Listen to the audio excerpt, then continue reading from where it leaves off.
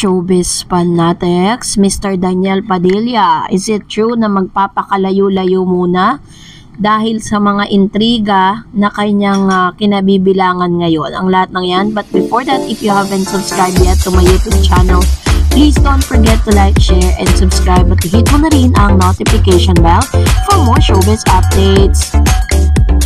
Of course, bago tayo magpatuloy sa ating updates for today's video, nais ko po muna magpasalamat at talagang i-shoutout ang lahat ng mga Katniel fans, ang lahat ng mga nagmamahal kay Kathryn Bernardo at Daniel Padilla. So, narito na po ang ilan sa pinaka-hottest news.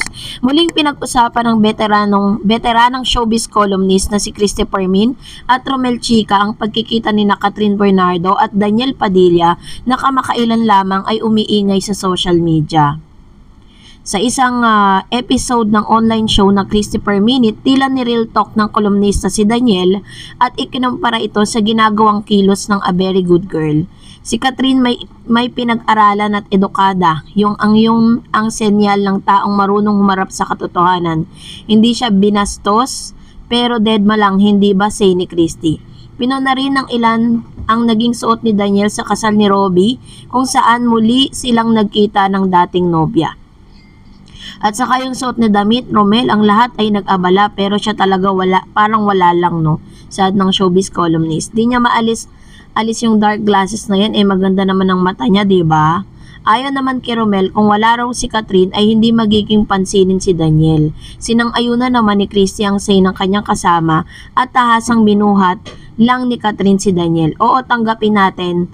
Naku naman, ano man talaga yan, real talk tayo. Kathryn Bernardo ang talagang bumuhat kay Daniel Padilla. Talagang totoo yan, sabi po ni veteranang kolumnista na si Miss Christopher Min. Matapos ngang kumalat ang ilan sa mga intriga na bumabalot po dito po sa hiwalayang Kathryn Bernardo and Daniel Padilla, ay kasabay nito ang pagpo-post ng kanyang kapatid na si Miss Kay ng isang cryptic post kahapon. Nagte-trending po yan na may caption na "We know what you did last summer" at may mga captions kung saan ng mga taon na kung saan ito yung spekulasyon na ito yung mga taon na kung saan may mga kinakalantari ang iba't ibang babae itong si Daniel Padilla. Kasabay nga nito nagse-celebrate din si Miss Kathryn Bernardo sapagkat meron na po siyang 20.4 million followers after the breakup. Siya na nga po yung pinaka most followed na actress, no? Talagang naungusan niya, no? Palang nataasan niya itong si Miss Ann Curtis. Dati po si Miss Ann Curtis talaga yung most followed sa Instagram. And sa isa pang tagpo ay natagpuan natin naspatan itong si Mr. Daniel Padilla sa isang international airport kung saan sinasabing magpapakalayo-layo na nga ba itong si Mr. Daniel Padilla dahil sa intriga. Kung mapapansin po ninyo sa photos na parang wala po siyang kasama, tanging yung nagpipicture lang sa kanya, no? Or parang hindi siya masyadong pinagkakaguluhan. Hindi katulad noon na pag magkasama sila ni Kathryn, talagang todo bantay yung kanyang mga bodyguards. Pero this time wala, no? At talaga makikita mo na parang ang lungkot ng itsura ni Mr. Daniel Padilla na pupunta sa ibang bansa.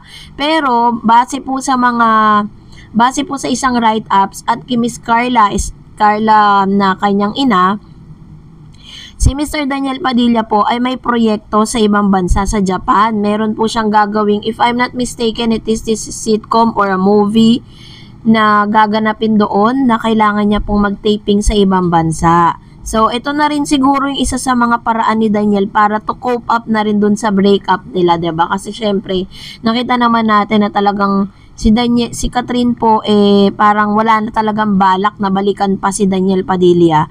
Kahit anong lapit pa ni Daniel ito kay Kathryn, talagang deadma lang si Kathryn. At talagang makikita mo na hindi na siya katulad ng Kathryn dati na konting lambing lang nitong si Daniel Padilla, nakukuha na niya, no?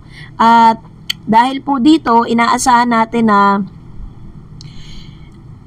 dahil red tag nga, no, or red flag po itong si Mr. Daniel Padilla ngayon. Hindi natin alam kung magkakaroon nga ng magandang resulta yung kanyang gagawing proyekto. Kasi yung isang project po niya na yung nang nagpahinga ba yun, si Kamatayan?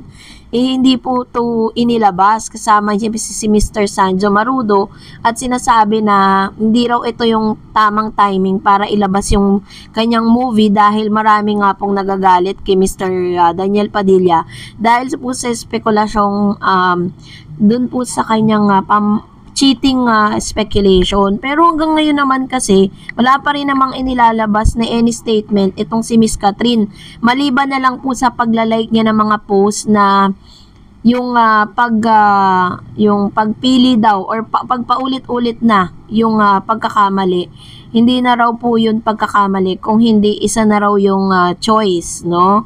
Choice mo na daw yun. So agad nilike ito ni Miss Catherine dahil po ito'y pinost ng pinakamalapit na kaibigan nila ni Mr. Daniel Padilla. Kaya naman yun, parang nadagdagan tuloy yung espekulasyon ng pag-post na may relasyon dun po sa post ng kanyang kapatid na si Miss Kay Bernardo.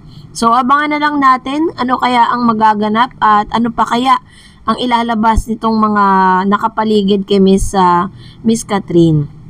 At dahil dyan, narito ang ilan sa mga komentong napili naman natin mula naman sa mga legit viewers and subscribers. Unahin po natin ang komento mula kay Mr. It's Mard. Sabi niya, hindi pa tapos ang contract ni Catherine sa ABS-CBN. Diyan pa, kayang-kaya niya nagsolo lalo na ngayon. Ang laki ng improvement niya sa acting. Same with Daniel. Sa TV show, bet ko si Joshua G. Grabe ang husay, umarte.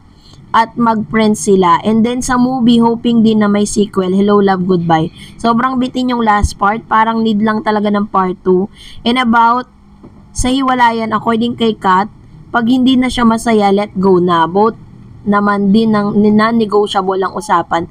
Third party ang cheating. Ayun. So, ito po yung kanyang komento patungkol sa bagay na ito. So, abangan natin yung second part, yung sequel po ng Hello, Love, Goodbye with Alden Richards and Catherine Bernardo.